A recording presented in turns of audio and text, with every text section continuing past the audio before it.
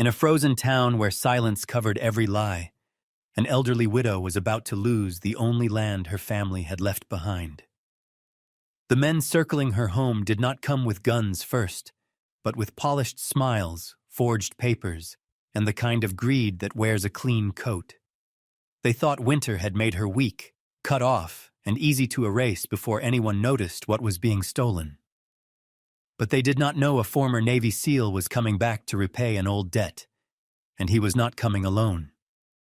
Beside him walked a German shepherd whose instincts could feel danger long before the truth stepped into the light. What began as a quiet watch over one farmhouse became a battle against corruption, fear, and the cost of doing what is right.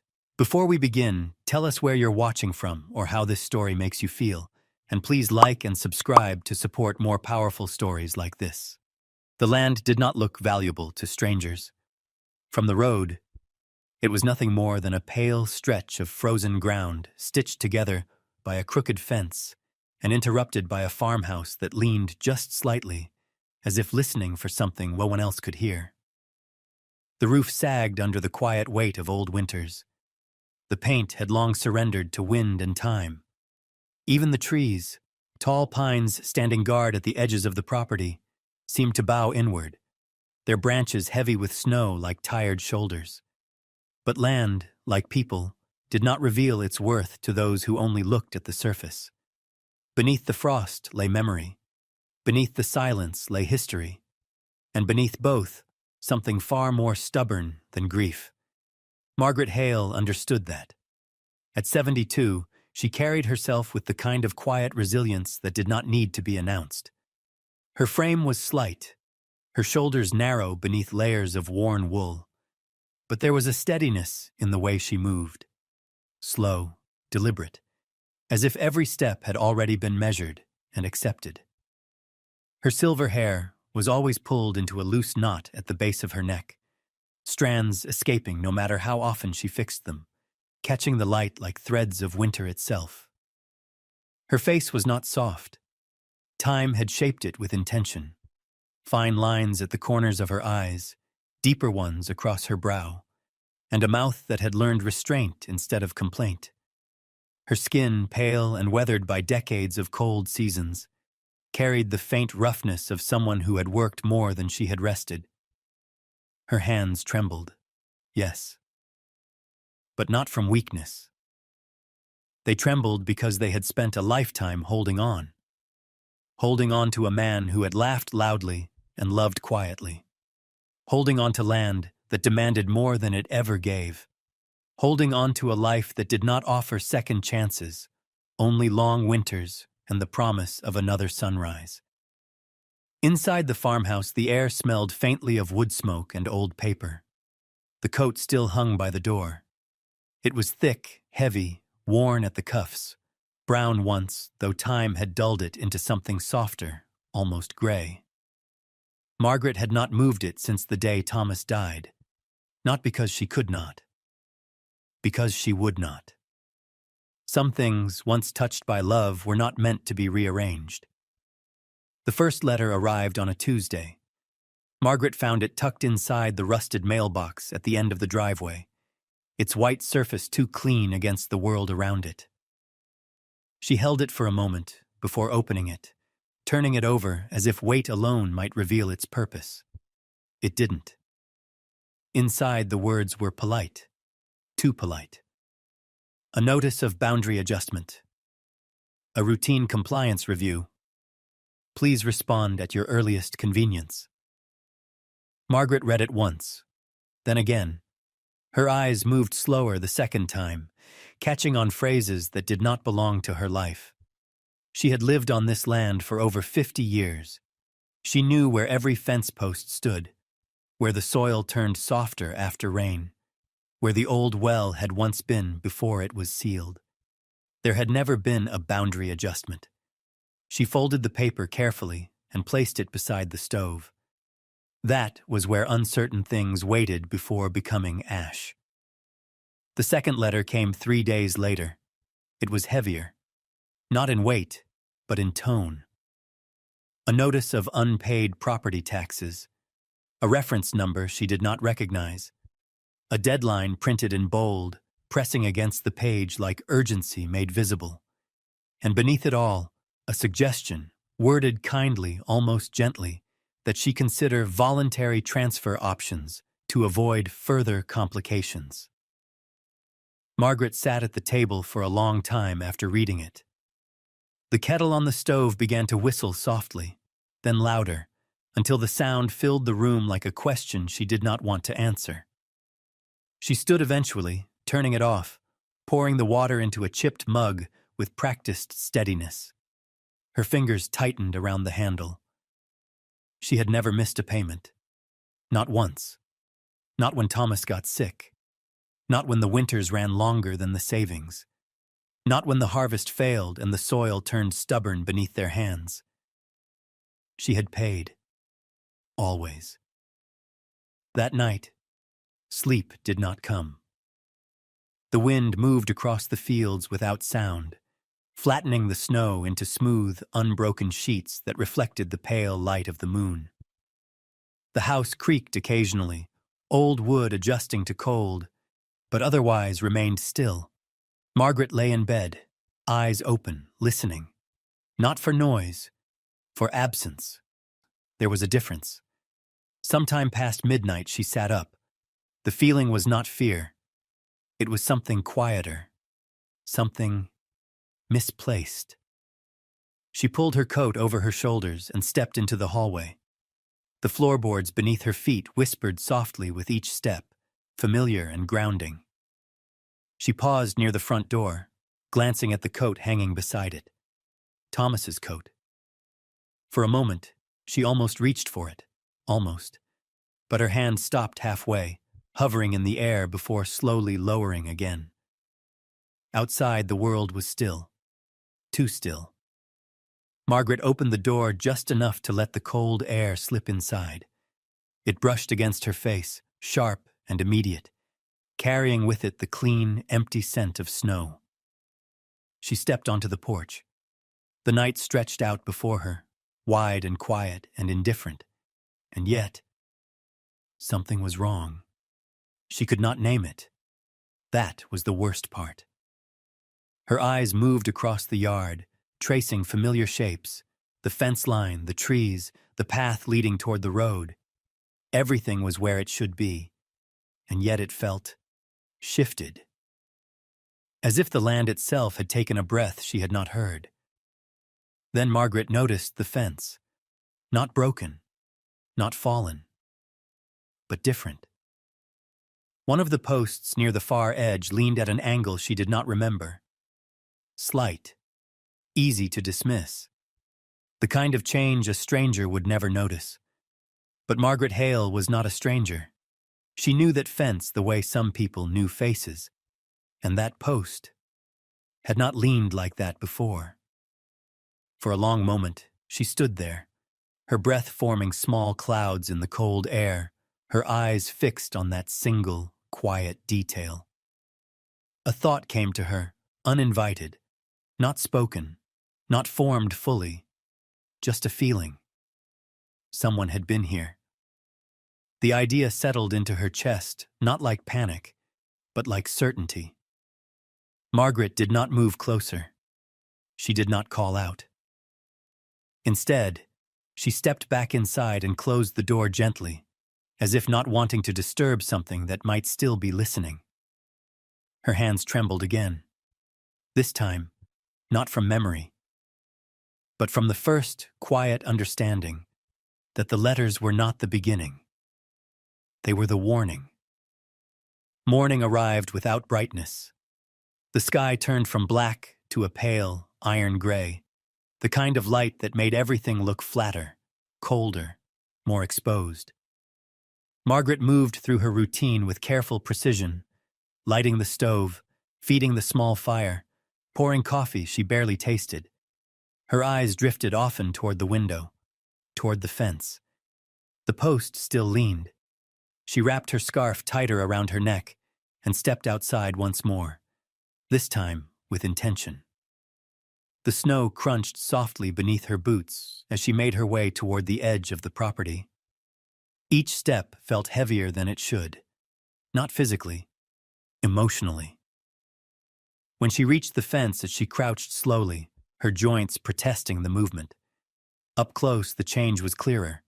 The ground around the base of the post had been disturbed, not by weather, not by time, by something sharper, cleaner. She reached out, her fingers brushing the wood. It was cold, rough beneath her touch, familiar. But the soil at its base told a different story.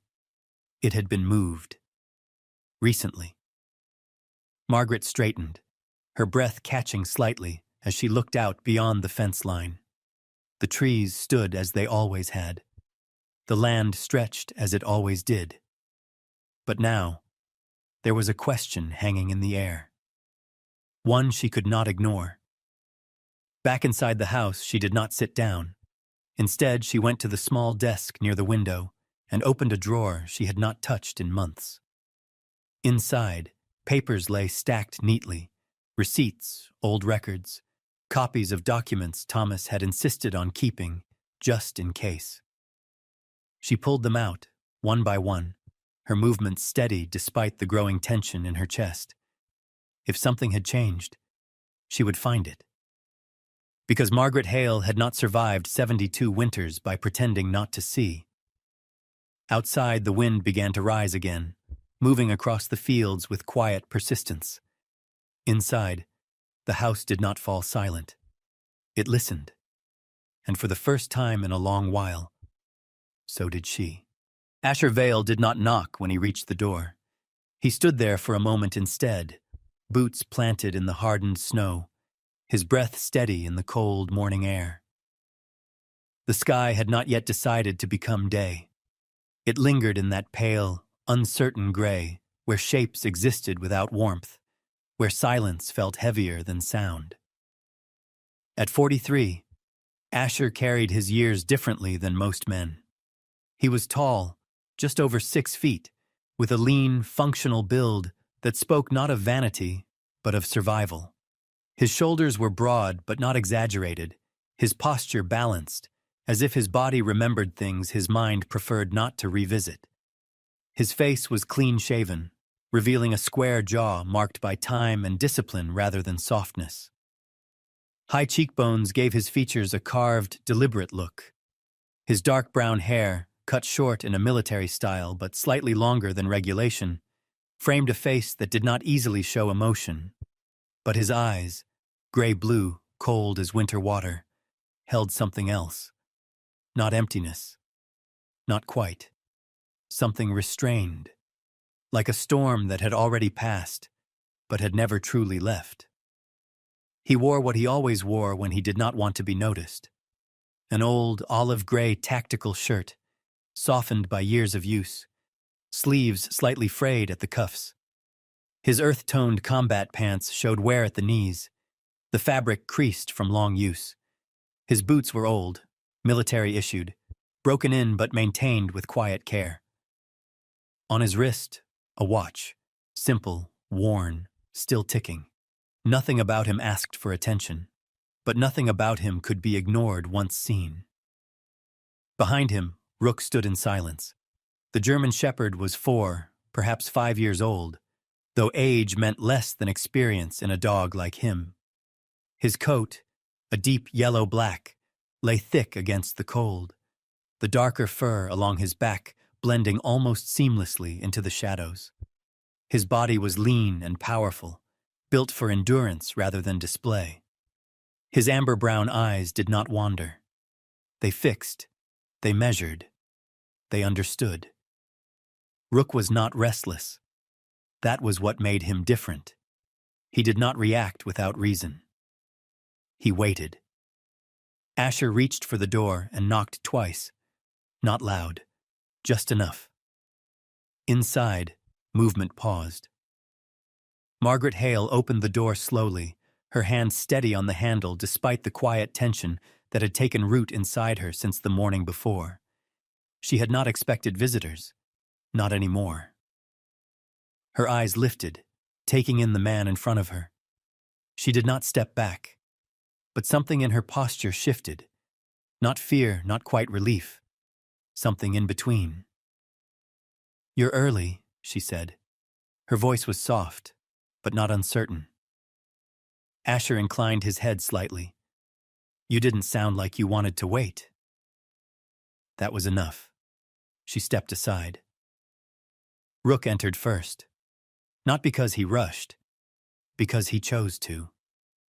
His paws moved silently across the wooden floor, his head low, his nose catching the scent of the house. Not searching, not invasive, but aware. He paused briefly near the coat hanging by the door. His head tilted slightly, as if something there held meaning beyond smell. Then he moved on. Margaret noticed. She said nothing. Inside, the warmth of the stove pressed gently against the cold that followed them in. Asher removed his gloves, his movements economical, precise. He did not waste motion. He did not waste words. Margaret gestured toward the table. "I made coffee." He nodded once. "That helps." They sat across from each other, the table between them carrying the weight of things neither had said yet. Up close, Margaret studied him more carefully. Men like him did not belong in places like this. Not because they couldn't, because they usually didn't stay. "You knew Thomas," she said. Not a question. Asher's eyes shifted briefly. Not away, but inward. "He knew me," Asher replied. A pause. That was enough. Margaret accepted that. Some truths did not need expansion. She reached for the stack of letters and documents she had laid out earlier that morning. Her fingers moved more steadily now, not because the situation had improved, but because uncertainty had been replaced with direction. "These came over the last week," she said, sliding them across. Asher did not read immediately. He listened first. "To you," he said quietly. "What changed?" Margaret exhaled slowly. "The tone," she said. "At first it sounded like paperwork. Now it sounds like a warning." Asher nodded. Now he looked at the documents. His eyes moved quickly, faster than most would expect from a man who seemed so deliberate.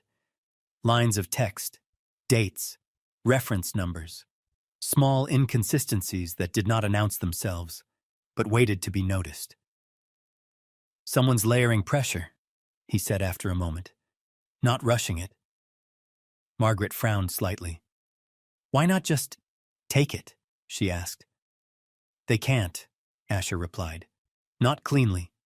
He tapped one of the pages lightly. "So they make it look like you're the one letting go." Margaret's hand tightened slightly around her mug. "I'm not," she said. "I know." Silence settled again. Not empty, focused. A soft knock broke it. Margaret looked up, surprised this time. She hadn't been expecting anyone else. Asher's body shifted almost imperceptibly, not tense but ready. Margaret stood and moved to the door. When she opened it, a younger man stood there, shoulders hunched slightly against the cold. Daniel Reeves. He looked like someone who had not intended to become brave, but had found himself in situations that required it anyway. In his mid-30s, Daniel had a slim build, his posture slightly forward-leaning, as if he spent too much time at a desk and not enough outdoors. His brown hair was neatly cut, but rarely styled, falling naturally into place without effort. His face was clean, with soft features that lacked the hardness of experience but carried the weight of responsibility. His eyes, warm but often tired, belonged to someone who read too much and slept too little. He carried a worn leather satchel under his arm. "Ms. Hale," he said, offering a small, respectful smile. "I hope I'm not too early." "You're not," Margaret replied. "Come in." Daniel stepped inside, glancing briefly at Asher before offering a nod. "You must be Asher Vale." Asher returned the nod. "That depends who's asking."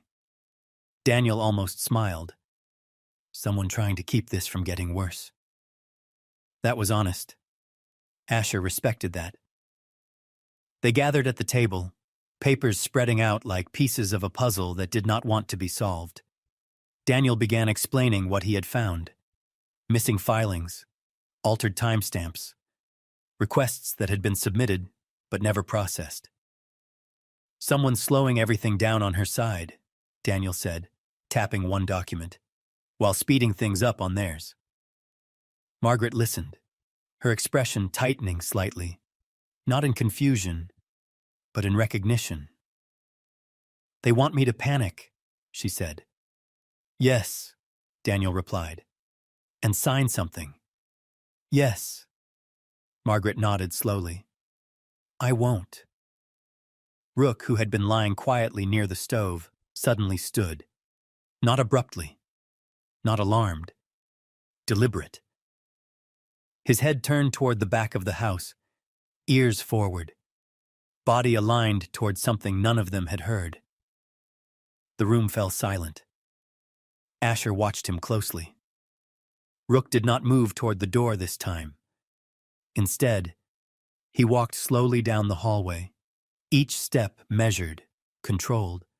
Then he stopped, halfway. His gaze fixed on the wall, not the window, not the door, the wall. Asher stood. Stay here, he said quietly. Margaret didn't argue. Daniel didn't speak. Asher moved down the hallway, following the dog. Rook did not look at him. He was focused on something else, something beyond, something unseen. Asher reached the wall and paused. Then, slowly, he pressed his hand against it. Cold. Colder than it should have been. He tapped lightly. The sound was wrong, hollow. He glanced at Rook. The dog did not move, only watched. Asher stepped back. There's space behind this, he said. Margaret frowned. That's not possible, she said. That's... She stopped. Her eyes shifted, memory adjusting itself. There used to be a storage crawl space, she said slowly. Thomas sealed it years ago. Asher nodded once. Not sealed anymore. The air in the room changed. Not fear, awareness. Something had already entered their story. They just hadn't seen it yet. Asher turned back toward the table. We're not dealing with just paperwork, he said. Daniel swallowed slightly. No, he agreed. We're not. Margaret stood very still, then quietly. They've been inside my house. The words did not echo. They settled, and once spoken, they could not be taken back. The town did not wake all at once. Morning in places like this came slowly, like a reluctant confession.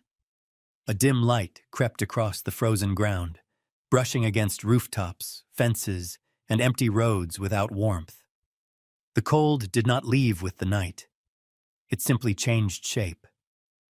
Inside the farmhouse, the air carried a quiet tension that had not been there days before. Margaret Hale stood near the window, her arms folded tightly against her chest. She had not slept much. The house no longer felt like a place that held her. It felt like something that was being watched. She did not like that feeling. Not because it frightened her, because it was unfamiliar. And unfamiliar things, in a life built on routine, were dangerous. Behind her, Daniel Reeves sat at the table, papers spread out before him. He had removed his coat, but the cold still seemed to cling to him. His posture leaned forward, elbows resting lightly on the wood, his fingers tapping softly against the edge of a document as his mind worked through possibilities that did not want to align. This isn't random, Daniel said, his voice quieter than usual. The delays, the missing filings, it's too precise. Margaret didn't turn. Then say it plainly, she replied. Daniel hesitated, than did. They're isolating you inside the system. The words landed heavier than expected. Margaret's reflection in the window did not change, but something behind her eyes tightened. They don't need to break in, Daniel continued. They just need to make everything else stop working until you have no options left. Margaret finally turned. And the man who came here? She asked. The one who smiled like he already owned the place? Daniel's jaw shifted slightly. He's part of it, he said, but not the top. Of course not. People like that never stood at the top. They stood where they could be seen. Outside, Asher Vale moved along the edge of the property with Rook beside him. The snow had hardened overnight, turning soft impressions into fixed shapes.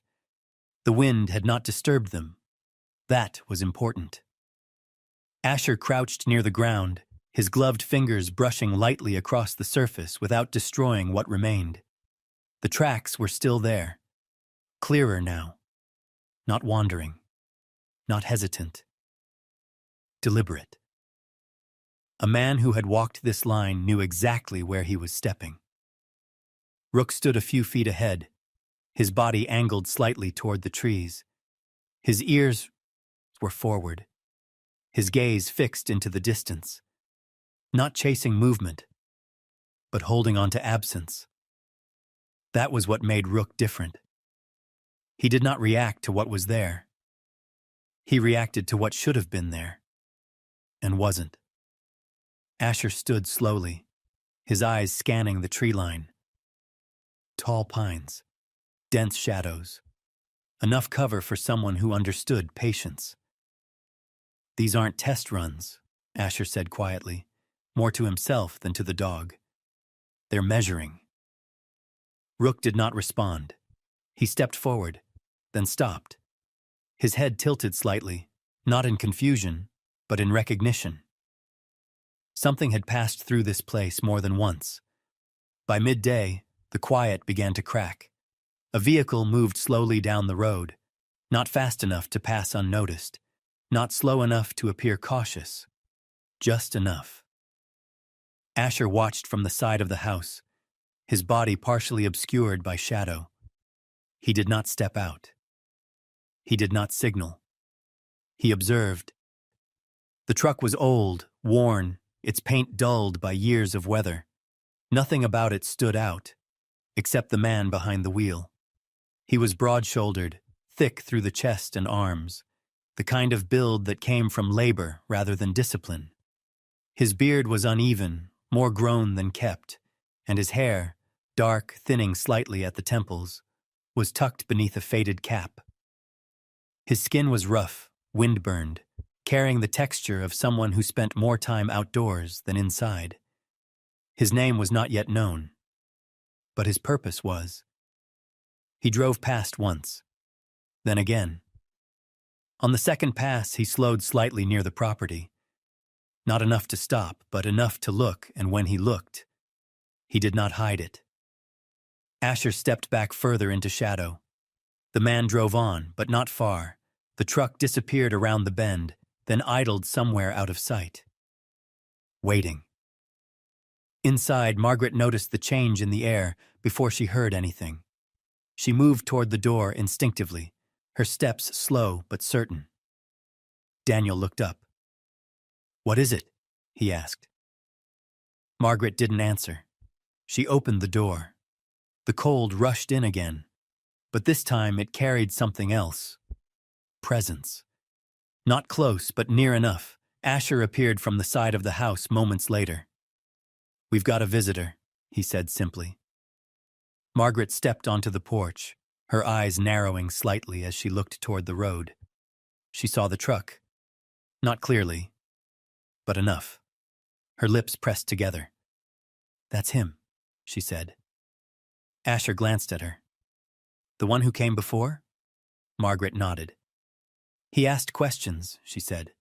"About the land, about the boundaries." Daniel stepped out behind her, adjusting his coat. "Did he identify himself?" he asked. "No," Margaret replied. "He didn't need to. Rook suddenly moved, not toward the road, away from it. His body turned sharply, his pace quick but controlled as he circled back toward the side of the house. His nose dropped low, tracing something along the edge of the wall, something fresh. Asher followed immediately. "What is it?" Daniel called out. No answer. Rook stopped near the base of the structure, his paw pressing lightly against the ground. Asher crouched beside him. The snow there had been disturbed, not trampled, not obvious, but altered. A thin line ran across the surface, straight, precise, too clean to be accidental.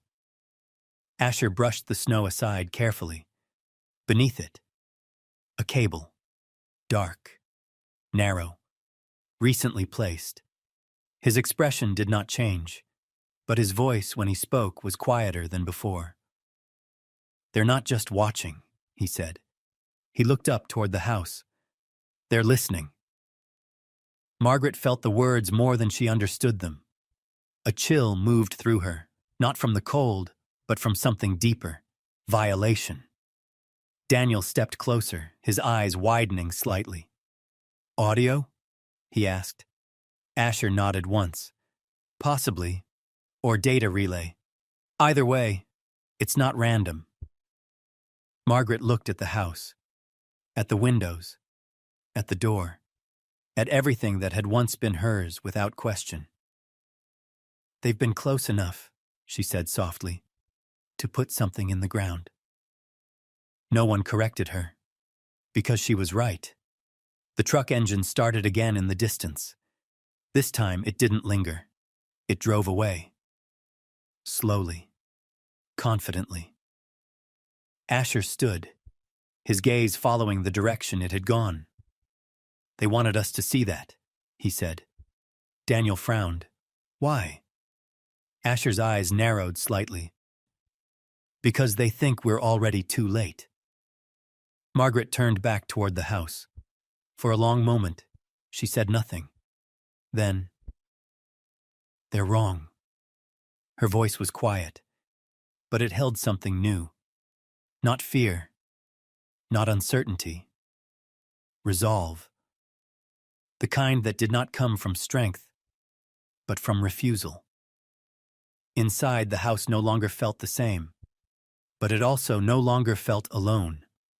Asher moved through each room methodically, his presence steady, controlled. Rook followed where needed, stopped where necessary, and watched everything else. Daniel began gathering what documents he could, organizing them not just for understanding, but for proof. Margaret stood in the center of it all, not as a victim, but as someone who had finally seen the shape of what she was facing, and once seen, it could no longer hide. Outside, the wind picked up again, brushing across the land in long, steady motions. The fence still stood, the trees still held their ground, and the farmhouse, though no longer untouched, refused to fall silent. The man did not fight. That was the first thing Asher Vale noticed. Most men, when caught at the edge of something they should not have touched, reacted with instinct. Panic, denial, anger.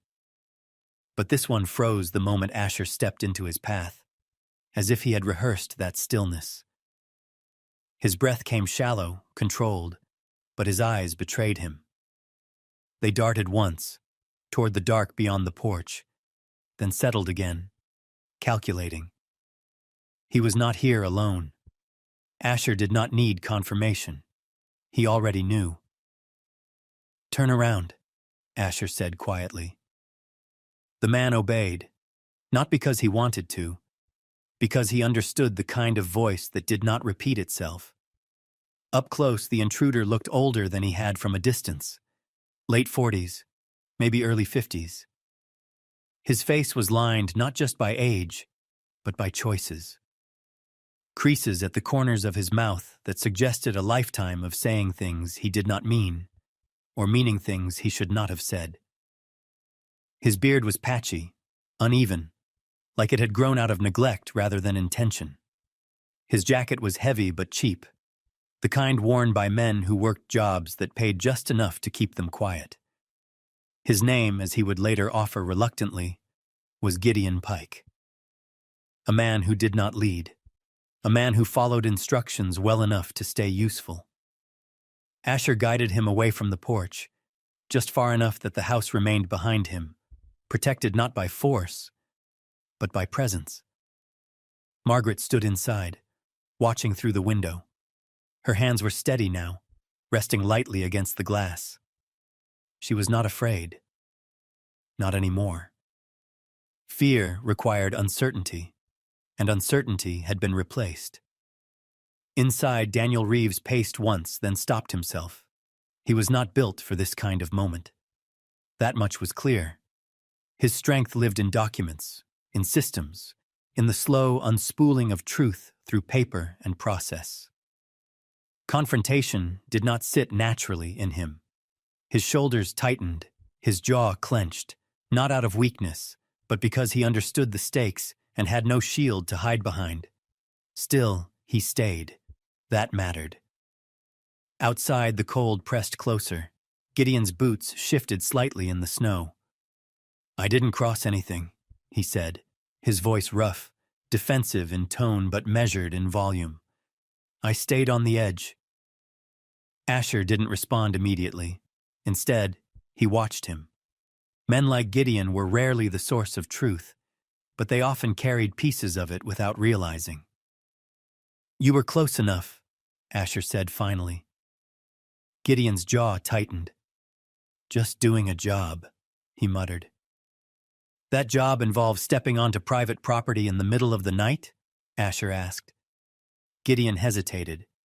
Then, "No," he admitted. Honesty, even partial, was useful. "Who sent you?" Asher asked. Gideon's eyes flickered again. Not to the house. To the road. That was enough.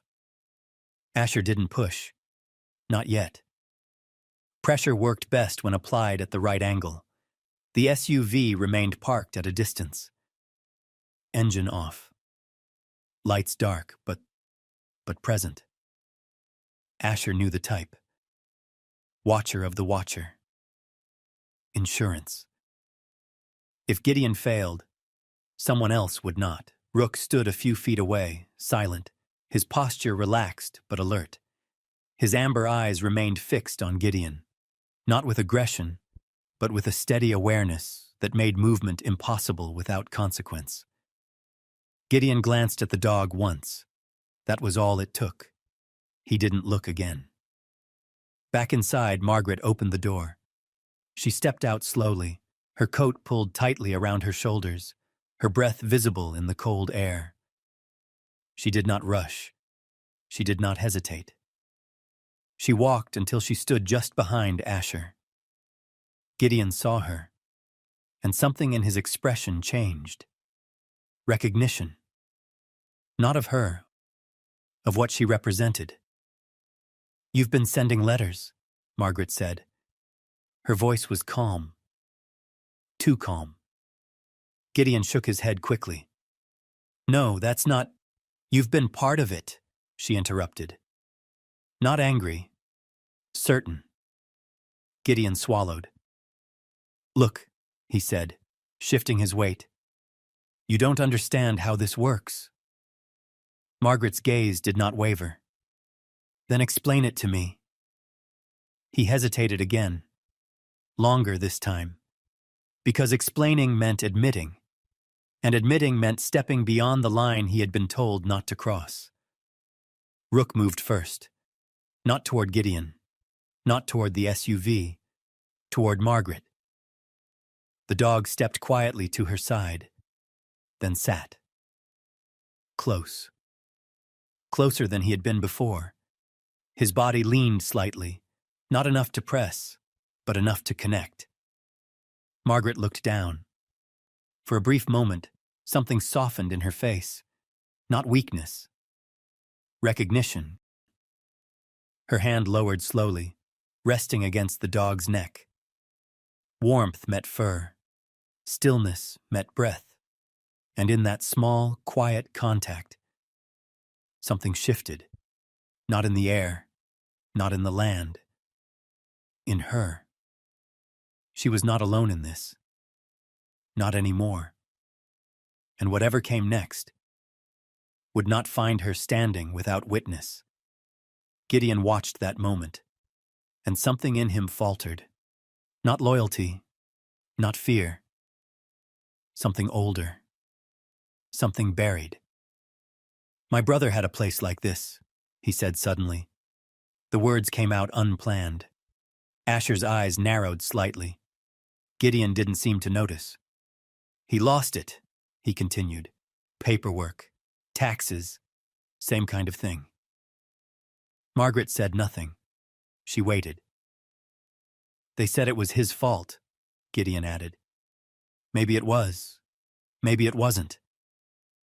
A pause. Then, they don't care either way. That was the closest thing to truth he had offered. Asher stepped forward slightly.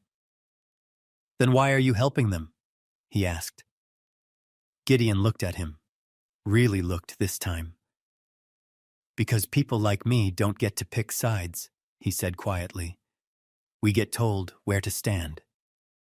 Asher didn't accept that, but he understood it. There was a difference. The SUV door opened. A figure stepped out. This one moved differently. Controlled. Measured. He didn't approach quickly. He didn't call out. He simply walked forward until he was visible enough to be acknowledged. He was tall, slender in build, his posture upright with the kind of ease that came from confidence, not effort. His coat, dark, tailored, did not belong in a place like this, not in this weather, not in this town. His hair was neatly styled, light brown with a touch of gray at the temples. His face was clean, symmetrical, composed. This was not a man who worked in the cold. This was a man who sent others into it. His name, when he eventually spoke it, was Evan Kessler. And unlike Gideon, he did not hesitate. You've made this more complicated than it needed to be, Kessler said, his voice smooth, controlled, carrying easily across the distance without effort. Margaret did not step back. Asher did not move aside. Daniel remained at the doorway, watching, his breath shallow but steady. Kessler's eyes moved across them, assessing, adjusting. You've been presented with reasonable options, he continued, looking directly at Margaret now. Options that would have ensured a comfortable transition. Margaret's expression did not change. This isn't a transition, she said. It's a theft. Kessler almost smiled. Almost.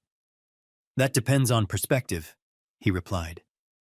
No, she said. It doesn't. Silence followed, heavy, unmoving. Then Kessler's gaze shifted to Asher. And you, he said, you're not part of this. Asher met his eyes. I am now. Kessler studied him for a moment longer, then nodded slightly, as if confirming something. Then you should understand, Kessler said, that interference has consequences. Asher didn't respond.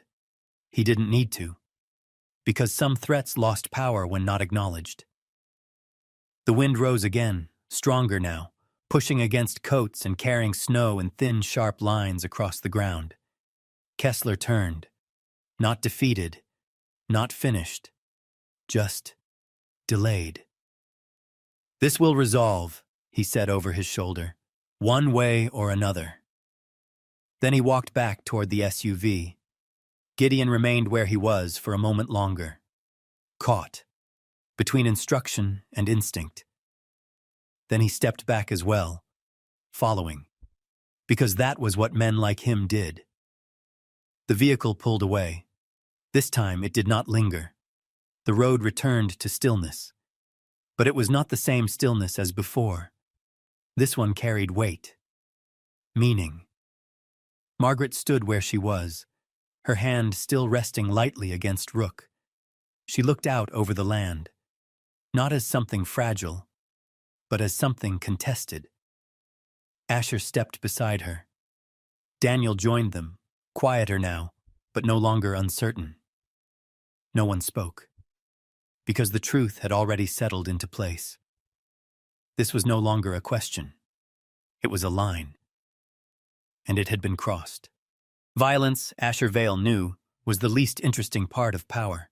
It was loud, immediate, easy to understand, but the kind of damage that lingered, the kind that reshaped lives without leaving bruises, lived somewhere quieter. It lived in signatures, in timestamps, in the slow, deliberate shifting of truth until it no longer resembled itself. Inside the farmhouse, that quiet kind of damage had begun to take form. Daniel Reeves had not slept. It showed. The faint shadows beneath his eyes had deepened, turning the natural warmth in his expression into something sharper, more focused. His usually tidy hair had begun to fall out of place, a subtle sign that control was being traded for urgency. His sleeves were rolled halfway up his forearms, exposing skin that had not seen much winter work. Pale, marked faintly by the indentations of cuffs and watch bands rather than labor. But his mind was clear, clearer than it had ever needed to be. He moved carefully through stacks of documents spread across the table, his fingers tracing connections that had been designed not to be seen. He did not rush. He did not guess.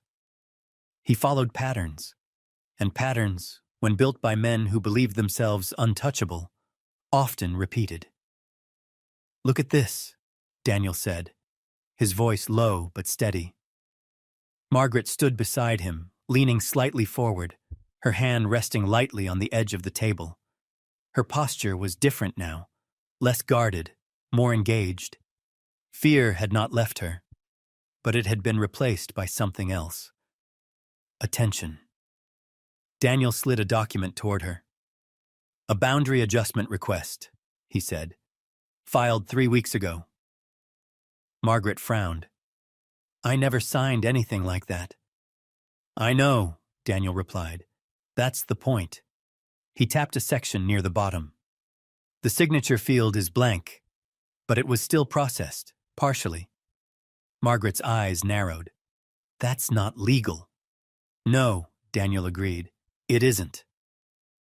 Silence followed. Not confusion. Recognition. Because something that should not have been possible had already happened. And that meant someone had made it possible. The name came later. Not from the document. From the pattern behind it.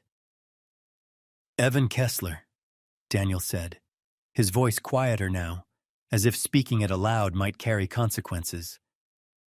Margaret did not react immediately. She didn't need to. Names like that didn't mean anything on their own. It was what they were attached to that mattered. "What does he want with this land?" she asked. Daniel exhaled slowly. "Not just this land," he said. "All of it." He reached for another file, older, worn at the edges, its contents marked with the careful annotations of someone who had begun to see something others had missed. "Properties around here have been changing hands quietly," he continued. "Small parcels, overlapping boundaries, water rights, access roads." Margaret listened. Her gaze drifted briefly toward the window, toward the fields, toward everything she had known. "They're building something," she said. Daniel nodded. "And you're in the way." Asher stood near the door, watching. Not the papers, the room. People spoke differently when they believed they were being listened to.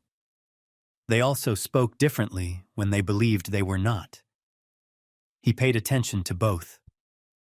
Rook lay near the stove, his body relaxed but not resting.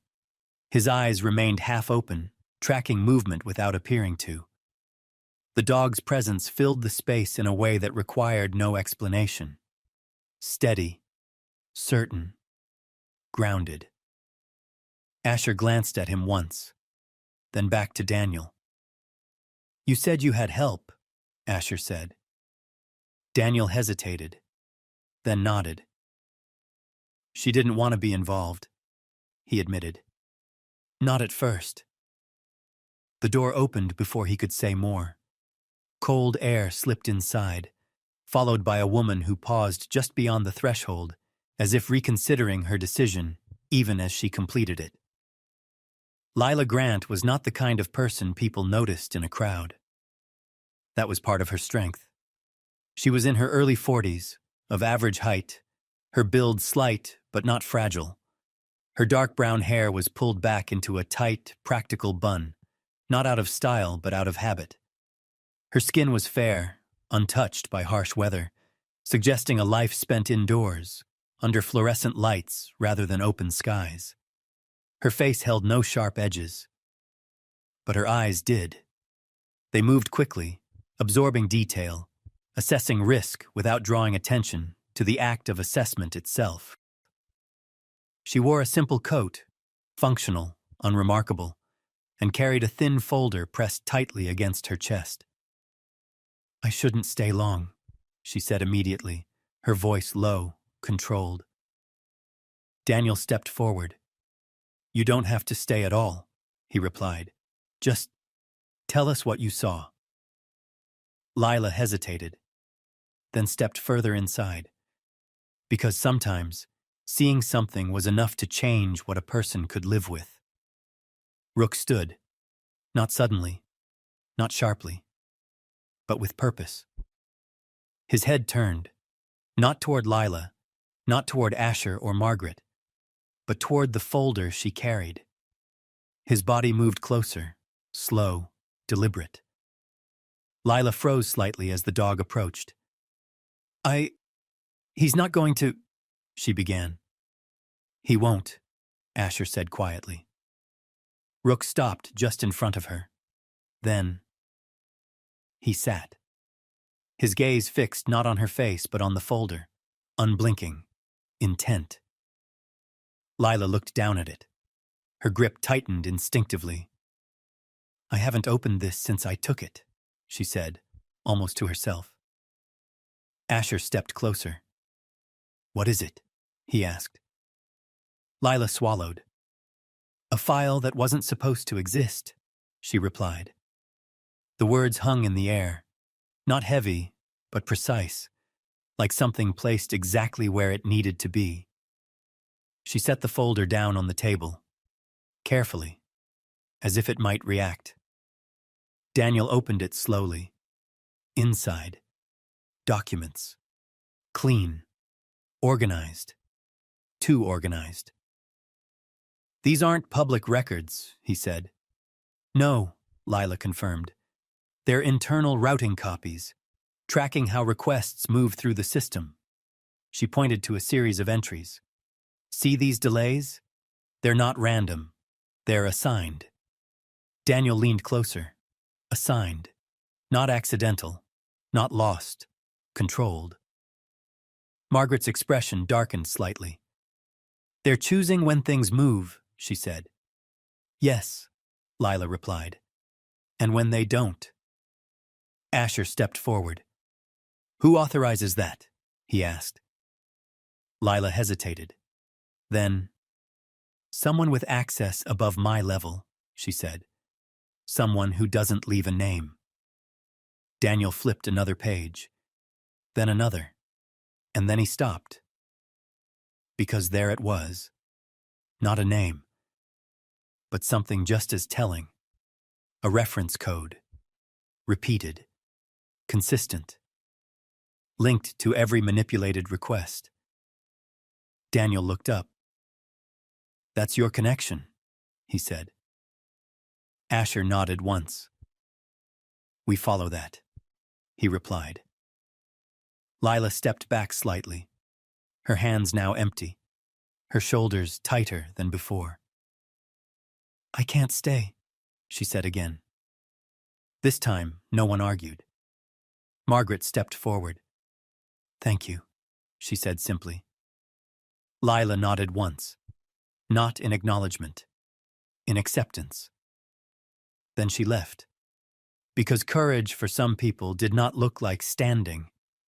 It looked like stepping in, and then stepping away. The room settled again, but not into quiet, into clarity.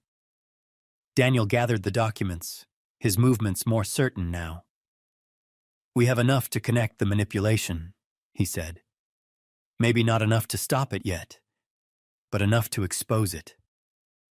Asher looked toward the window.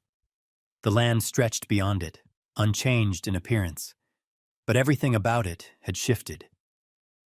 "They've been careful," he said. Daniel nodded.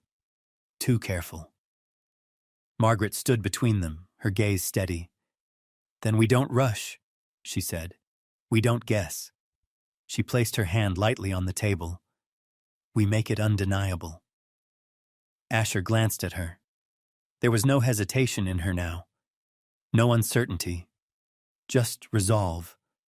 The kind that did not need to be loud to be real. Outside, the wind moved across the fields again. Softer now, almost thoughtful. Inside, the pieces had begun to align. Not perfectly. Not completely. But enough. Because power, when stripped of its secrecy, became something else. Something fragile. Something that could be broken. The town did not change overnight. It never did. Places like this held onto their habits the way old trees held onto their roots, deep and stubborn, resistant to anything that asked them to move. People woke, brewed coffee, opened doors to the same cold air, and believed quietly that whatever tension had settled over the land would pass like weather. But this time, it did not pass. It gathered. And somewhere beneath the routine, something older than fear began to shift. Sheriff Nora Bell did not believe in coincidence.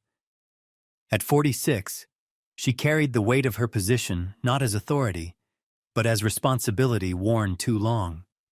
She was not tall, but she stood with the posture of someone who had learned early that presence mattered more than size. Her build was solid and practical, strong in a way that came from endurance rather than force.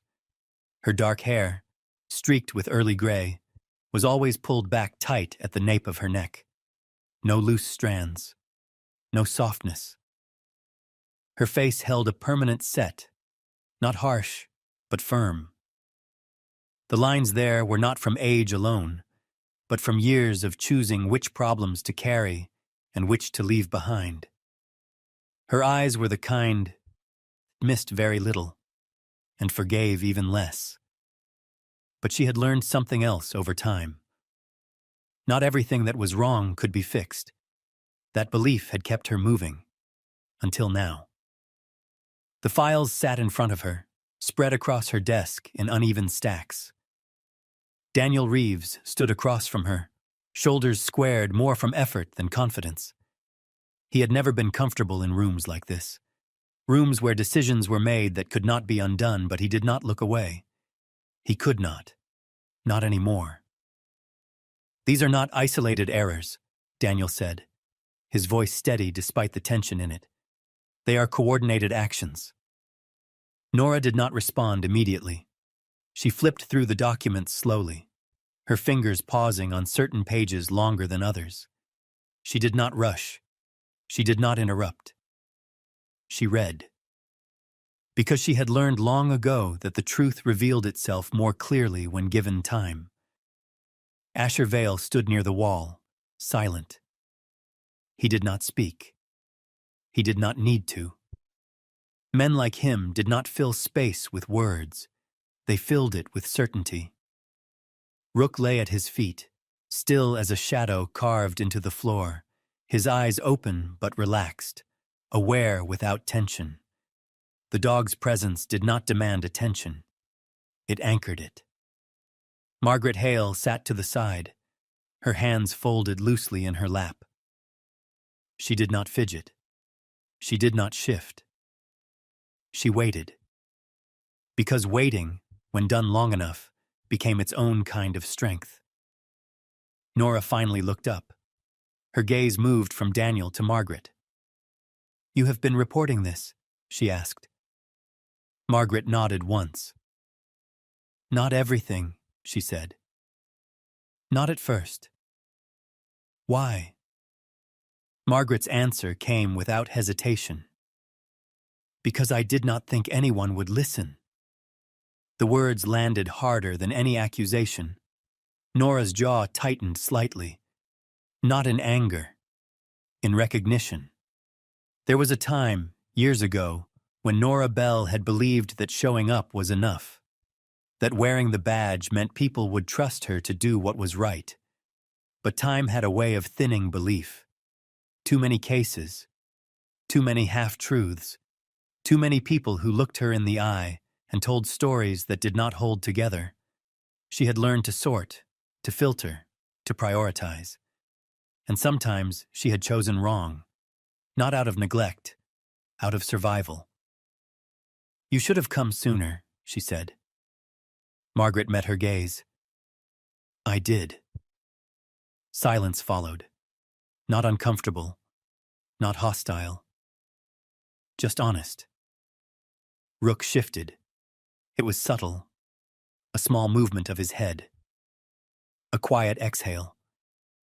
But Asher noticed. He always did.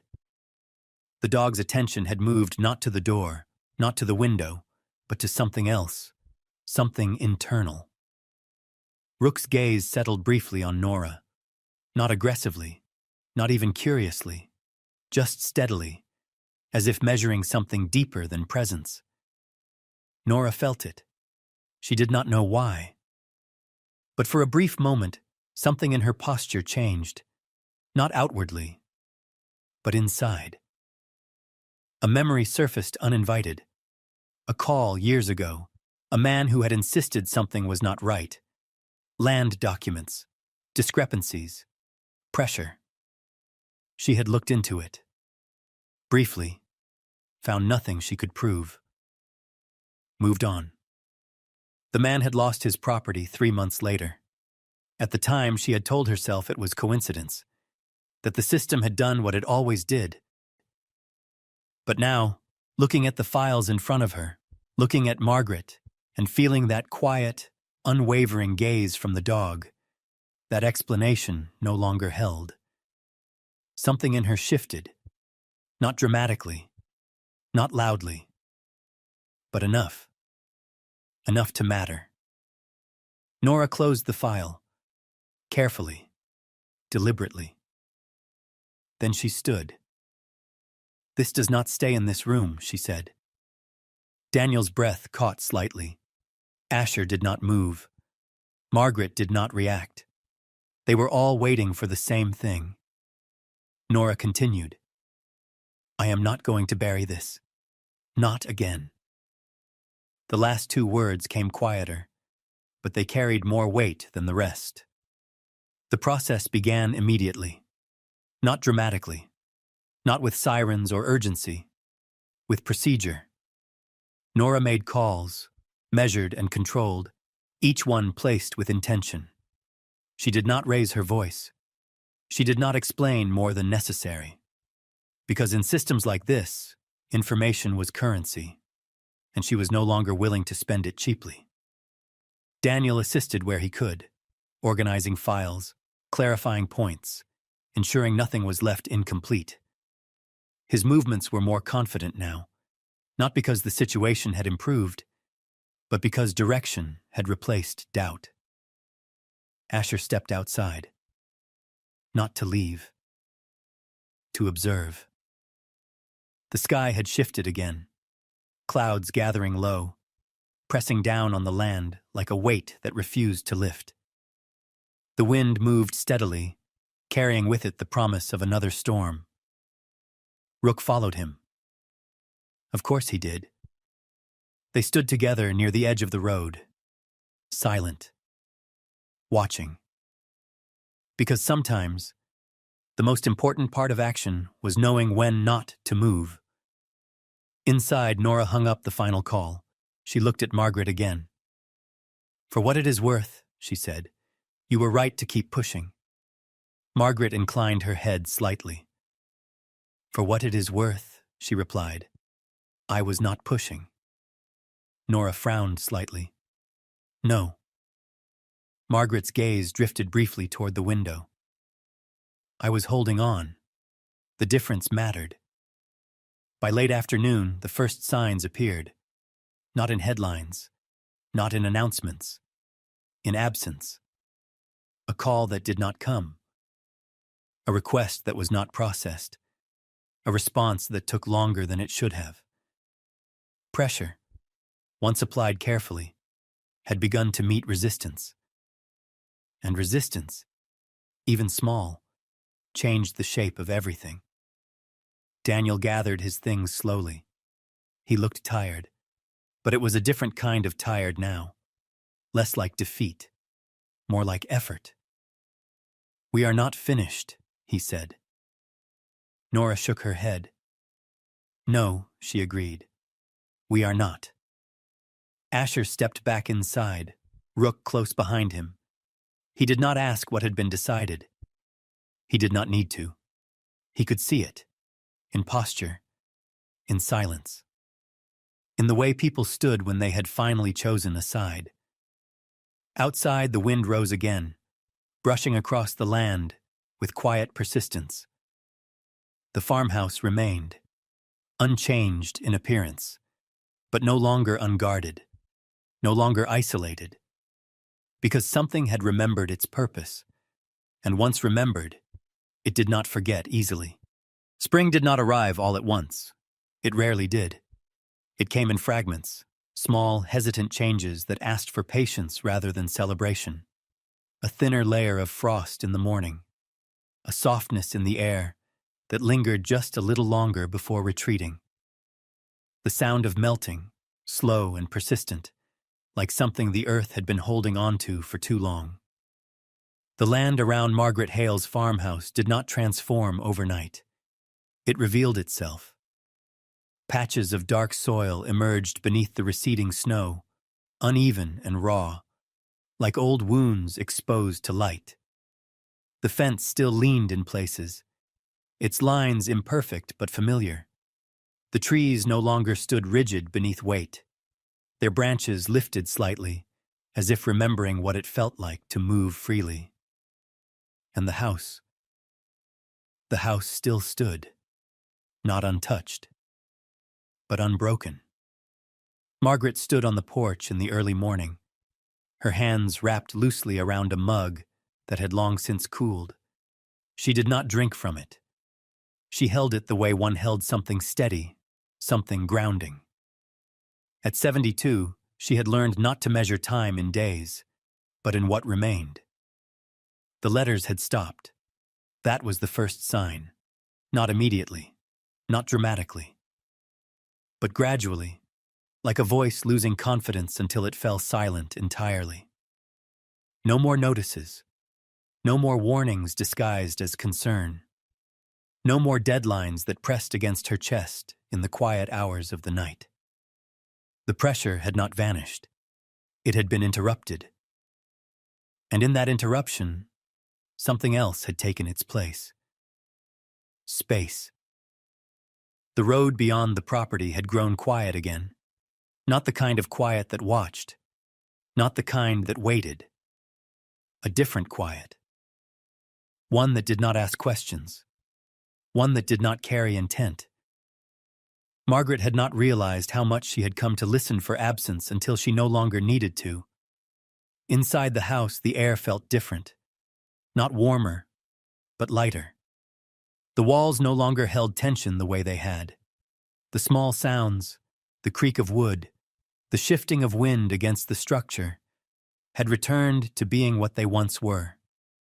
Just sounds. Not signals.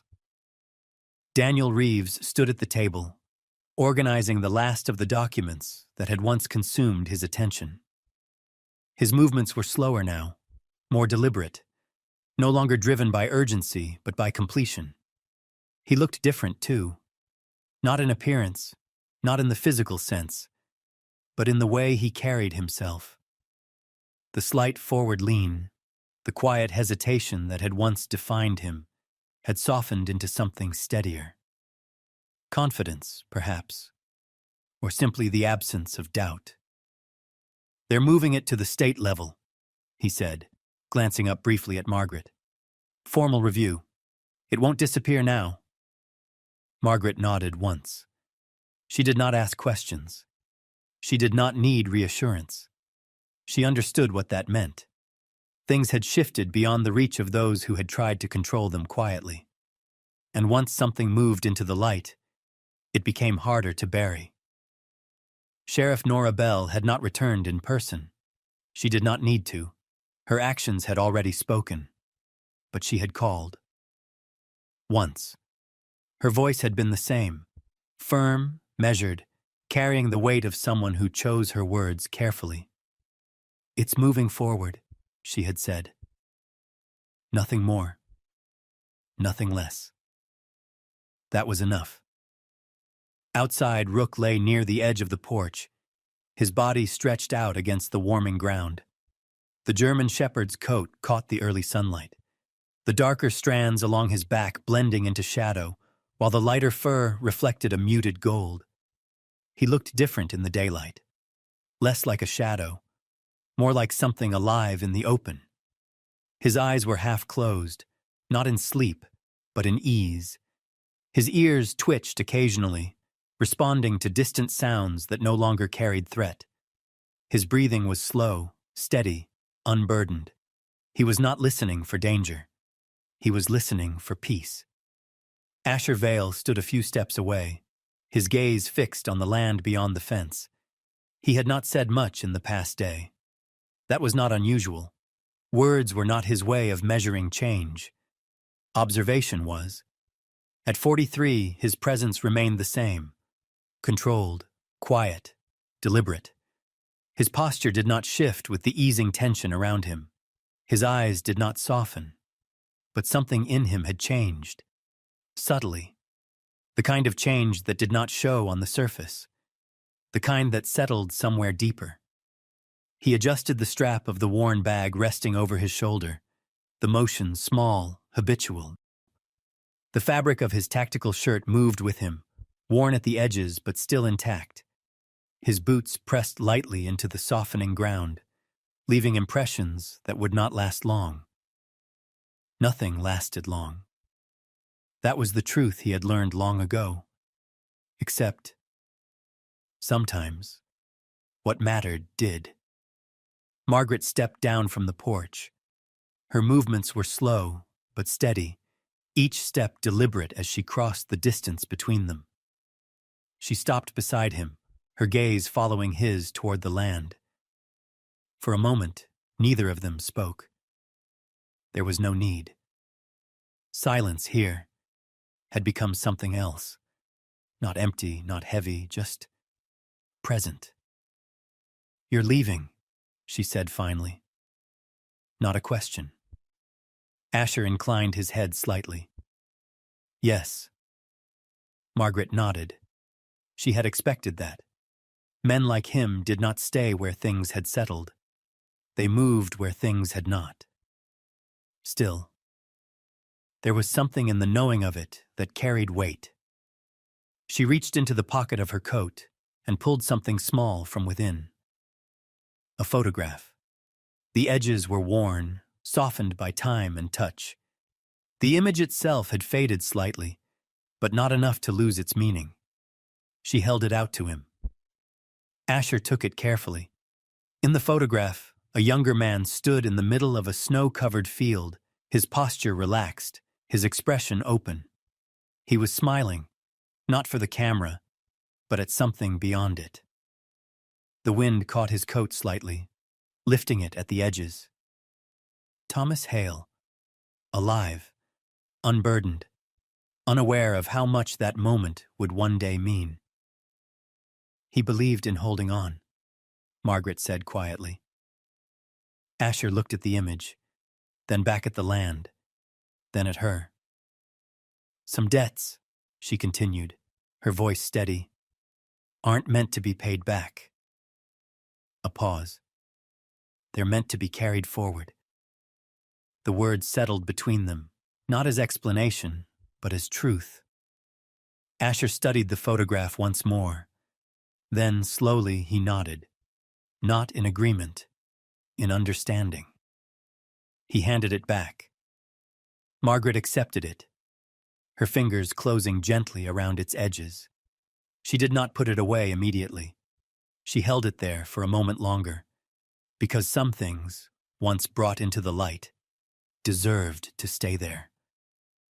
Asher turned then, his movements quiet, unhurried. Rook stood almost immediately, as if the decision had been made long before it was spoken. The dog glanced once toward Margaret, then followed, because loyalty in its purest form did not ask where it was going, only who it was going with. Asher paused at the edge of the road, just for a moment. He looked back, not at the house, not at the fence, at Margaret, standing where she had always stood, but no longer alone. Then he turned away and walked. The road stretched ahead, winding through land that was slowly remembering itself. The air carried the faint scent of thawing earth, of something beginning again without asking permission. Behind him, the farmhouse remained. The fence still leaned, the trees still stood, and Margaret Hale stood with them. Not as someone waiting, but as someone who had endured, and in that endurance found something that could not be taken. The wind moved gently across the land, no longer sharp, no longer demanding, just present, just enough. And for the first time in a long while, the silence did not feel empty. In the quiet after the storm, when the noise of fear fades and the truth finally stands in the open, we are reminded of something simple but powerful. Justice does not always arrive quickly, but it arrives through those who refuse to turn away. Margaret did not win because she was strong in the way the world defines strength. She won because she held on when everything around her tried to convince her to let go. Asher did not step in because he had to. He stepped in because somewhere along the way, he chose to live by a different law, one written not in paper, but in conscience.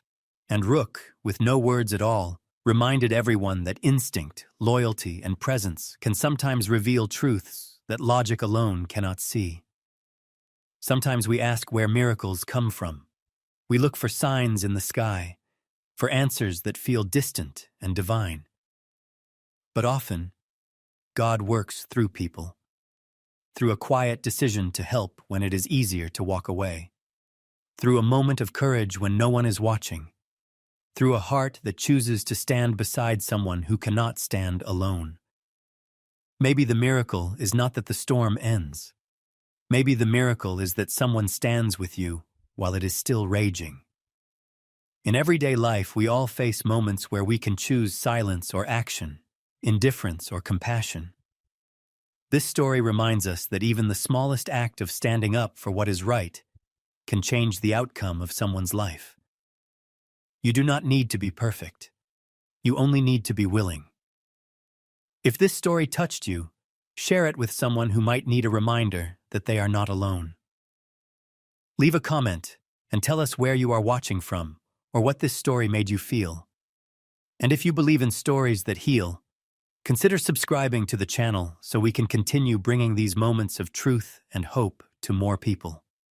May God bless you, protect your home, and give you the strength to stand when it matters most.